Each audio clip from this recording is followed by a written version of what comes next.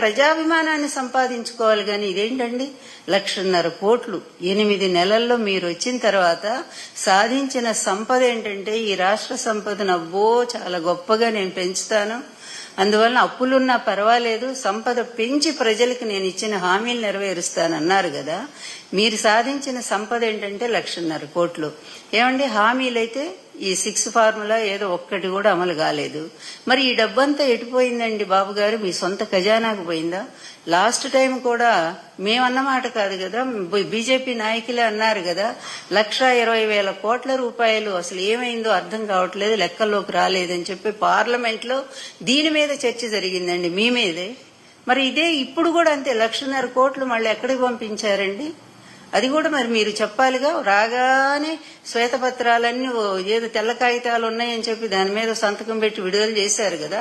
ఇప్పుడు ఈ 1,50,000 కోట్లు ఏం ఖర్చు పెట్టారో ఒక్కసారి విడుదల చేయండి చూద్దాము. పాపం చాలా నిజాయితీ పరులు కదా, మీకు మీరు అనుకుంటారు కదా. అదేవిధంగా మద్యం అండి, ఏమండి మానవత్వం ఉండే ఎవరైనా సరేనండి ఈ విధంగా ప్రజల్ని పూర్తిగా మత్తులోకి నెట్టి వాళ్ళ కుటుంబ వ్యవస్థను నాశనం చేసి వాళ్ళ జీవితాల్ని నాశనం చేసే విధంగా ఏ పాలకుడైనా ఎప్పుడైనా పరిపాలించాడండి? మొట్టమొదట అంగుటూరి ప్రకాశం పంతులు గారు ఈ రాష్ట్రాన్ని మద్యపాన నిషేధం అమలు జరిపి చరిత్ర సృష్టించాడు మహానుభావుడు. తర్వాత నందమూరి తారక రామారావు గారు మద్యపాన నిషేధం అమలు జరిపి ఆయన కూడా మహిళలకి ఎంతో మేలు చేసిన వ్యక్తి అయ్యారు. జగన్ గారి గవర్నమెంట్ లో దానికి ఒక నియంత్రణ తీసుకొచ్చి ప్రభుత్వమే అమ్మిస్తూ పేద వర్గాలకు అన్యాయం జరగకుండా ఇష్టం వచ్చినట్టుగా మద్యం వ్యాపారాలు లేకుండా చీప్ లిక్కర్ అస్సలు లేకుండా బ్యాన్ చేసి, నువ్వేమంటావయ్యా మొన్న అంటున్నావు చీప్ లిక్కర్ ఎక్కడుందో చెప్పు, తాట తీస్తావు. ఎవరు తాట తీస్తావు? ముందు నీ తాట నువ్వు తీసుకోవాలా. ఎందుకంటే ఇష్టం వచ్చిన డోర్ డెలివరీ ఇళ్లలో కూడా చీప్ లిక్కర్ పెట్టి అమ్మేటువంటి పరిస్థితి వచ్చింది. ఇక బియ్యం పంపిణీ అయితే చౌక రూపాయలు పోయినాయి, అవి కూడా తెలుగుదేశం ఆఫీసుల్లో పెట్టి ఇస్తా ఉన్నారు. అంటే తెలుగుదేశం కార్యకర్తలే మనుషులు తప్పి మిగిలిన వాళ్ళు ఎవరూ కాదనేటువంటి పరిస్థితిలో ఇంత పాక్షికమైనటువంటి ఇటువంటి పక్షపాత ధోరణితో ఉండేటువంటి పాలకులు గత చరిత్రలో ఎప్పుడూ రాలేదు బాబు గారు.